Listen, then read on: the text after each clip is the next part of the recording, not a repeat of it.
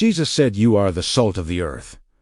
The Aramaic meaning nobody taught you 2,000 years ago. On a hillside overlooking Galilee, Jesus looked at an ordinary crowd of fishermen, farmers, and forgotten people, and said something that still echoes through history. Antun inwan mila dera, you are the salt of the earth. Most people hear this and imagine a compliment about being a good person, someone with a little flavor to add to the world. But in the Aramaic language, Jesus actually spoke. Milha carried 3 sacred functions that ancient people depended on for survival itself. Today you're going to discover what Jesus was truly saying about the hidden power already living inside you, and why he ended this teaching with a warning most people have never understood, that salt which loses its flavor becomes good for nothing at all. In the Gospel of Matthew, chapter 5, Jesus stands before the crowd gathered on the mountainside and speaks one of the most quoted lines in all of Scripture. You are the salt of the earth. For centuries, this has been softened into a gentle metaphor about being pleasant or adding a little goodness to the world around you. But the word Jesus actually used, milha, meant something far more essential to the people listening that day. In the ancient world, milha, salt, was not a seasoning sitting quietly on a table. It carried 3 sacred functions woven into daily survival itself. First, salt preserved. Without it, meat rotted, food spoiled, and entire communities could starve through winter. Second, salt purified. It was rubbed into wounds, used to cleanse what had become infected or contaminated. Third, salt gave flavor to what would otherwise be bland and forgettable, transforming ordinary food into something worth eating. When Jesus looked at that crowd of ordinary, unremarkable people and called them milha, he was not offering a soft compliment. He was assigning them a sacred function within the world itself. It was saying, you are the ones who preserve what is good from decaying, you are the ones who purify what has become corrupted, and you are the ones who give meaning to a world that would otherwise feel flavorless and empty. This teaching was never about withdrawing from the world to protect your own purity. Jesus was describing purpose incarnato, purpose lived out inside the concrete, physical, everyday plane of existence he called Arha of the earth. The awakened person, according to Jesus, does not flee from the difficulties of daily life. They act within it, quietly, invisibly, the way salt disappears into food while still transforming everything it touches. In just a moment, I am going to show you exactly how this hidden power of milha is meant to be practiced daily, so that it becomes something alive inside you, rather than a verse you simply admire from a distance. But first, you need to understand the full weight of what Jesus was warning about. Consider how salt actually functions inside a meal. You rarely notice salt when it is doing its job correctly. Nobody at the table points at their food and says, I can really taste the salt tonight. Salt works precisely because it disappears into what it touches, quietly transforming everything around it without demanding attention or recognition for itself. Jesus was teaching that true spiritual power operates the very same way. This is one of the most overlooked truths in this entire teaching. Real influence, real purpose, real transformation rarely announces itself loudly. Jesus was not describing people who stand on platforms demanding to be noticed for their goodness. He was describing people whose presence quietly preserves what is worth preserving, purifies what has become corrupted, and gives flavor to lives that had grown numb and meaningless. Yet Jesus immediately followed this teaching with a warning that should stop every listener in their tracks. Salt that loses its flavor, he said, is no longer good for anything except to be thrown out and trampled underfoot. This is a sobering statement about what happens when a person carrying this sacred function stops functioning as milha altogether, blending so completely into the corruption around them that they lose the very quality that made them essential in the first place. This warning was never meant to frighten you. Jesus was pointing toward a real spiritual danger, the danger of losing your distinctiveness, your purpose, your quiet power, simply by absorbing the flavorlessness of the world around you instead of transforming it. Understanding this is the first step toward reclaiming the hidden power Jesus always intended for you to carry. If this teaching already feels this deep, imagine having a full guide with deeper explanations of Jesus' true teachings in Aramaic. You'll find the link to the study guide in the comments. And the best is yet to come in the next chapters.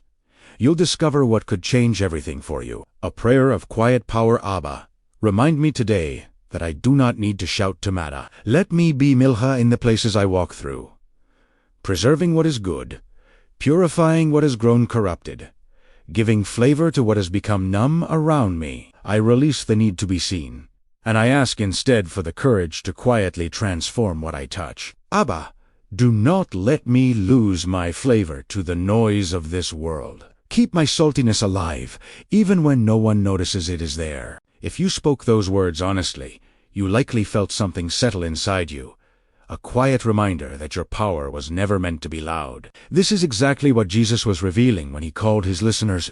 He was not describing dramatic, attention-seeking transformation. He was describing something far more enduring. The kind of influence that works precisely because it goes unnoticed while it does its work. Think about how much energy people spend today trying to be seen, trying to prove their worth through visibility, achievement, or constant self-promotion. Jesus was quietly dismantling this entire framework 2,000 years before social media made visibility feel like the only measure of significance. Salt does not compete for attention. It simply does what it was made to do. And the meal is better for it. This is why so many people feel spiritually exhausted despite doing so much. They have confused significance with visibility, believing that if their goodness is not noticed, it does not count. But Jesus taught the opposite. The most essential functions of milha, preserving, purifying, hiding flour, happen precisely in the moments nobody is watching, in the ordinary conversations, the quiet decisions, the unnoticed kindnesses that never make it onto any stage. Jesus was teaching his listeners, and he is teaching you now, that your power does not require an audience to be real. Arha, the earth, the concrete plane of daily life, is where milha actually does its work, not in isolation, not in retreat from the world, but fully immersed within it, transforming it quietly from the inside out. There is a reason Jesus placed such a serious warning immediately after calling his listeners salt of the earth, and understanding it can change how seriously you take your own daily choices. Salt that loses its flavor, he said, becomes good for nothing except to be thrown out and trampled underfoot. This was not exaggeration. It was a precise description of what happens spiritually when milha stops functioning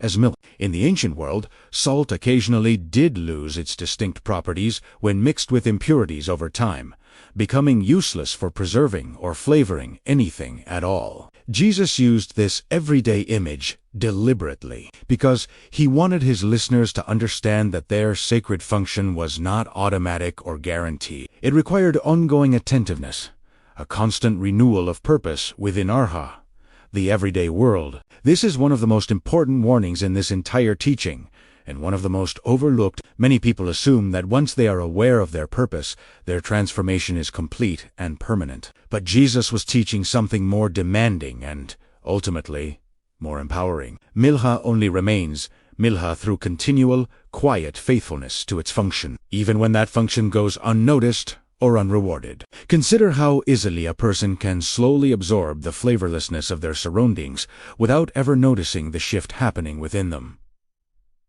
Cynicism replaces hope. Numbness replaces compassion. Self-protection replaces the willingness to preserve and purify what is around them. Jesus was warning that this erosion happens gradually, rarely through one dramatic failure, but through the slow accumulation of small compromises with the corruption milha was meant to resist. The encouraging truth hidden inside this warning is that renewal remains possible. Jesus never suggested that lost saltiness was a permanent condition without hope of restoration. Abba is described throughout Scripture as endlessly patient with those who return to their purpose. However far they have drifted from it, the invitation is always available to reclaim your function as milha within the ordinary, concrete details of Arha, starting again exactly where you are. This is why daily attentiveness matters so deeply. Jesus was not asking for a single dramatic act of transformation performed once and forgotten. He was describing an ongoing way of living,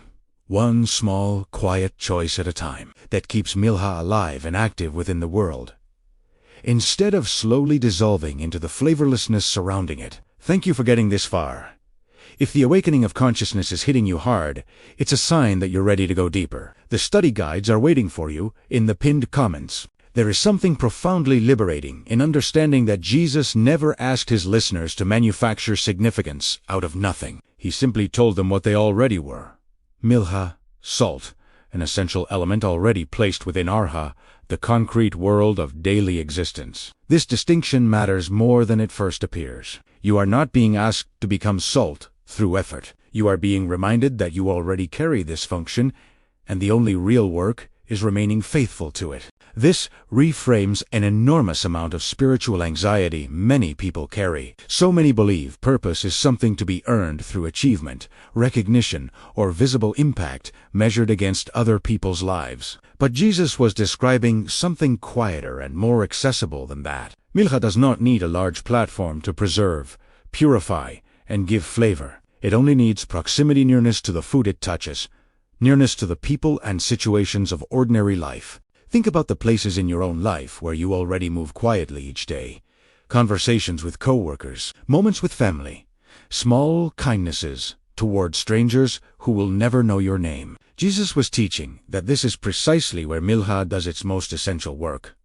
Arha does not require a stage. It only requires presence, attentiveness, and a willingness to remain unspoiled by the corruption constantly surrounding it. Abba does not measure your significance the way the world does. Jesus consistently taught that the smallest, most overlooked acts of preservation and purification carry enormous weight within the larger fabric of existence. A single grain of salt seasons far more food than its size would suggest. In the same way, your quiet faithfulness reaches further into the world than you may ever witness firsthand. This is why JESUS's teaching on salt remains so relevant today, in a world obsessed with visible metrics of success and importance. He was offering an entirely different measure of a meaningful life, one rooted not in how loudly you are noticed, but in how faithfully you preserve what is good, purify what is and give flavor to what has grown numb around you.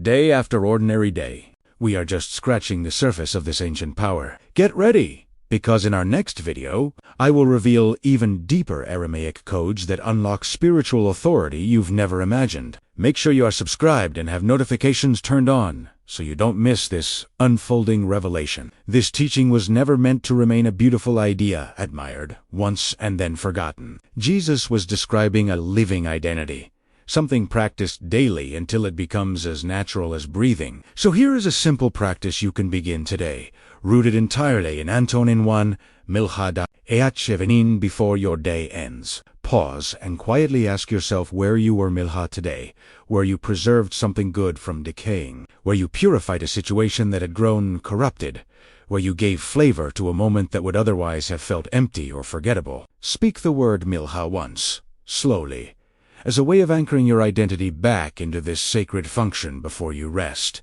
Pair this daily reflection with one small, deliberate action each day.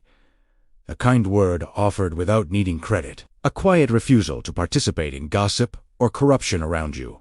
A decision to bring warmth into a cold or numb situation. Over time, this rhythm becomes the living practice of training your presence to remain distinct, unspoiled, and quietly transformative within Arha, the everyday world you already move through. I am glad you are here.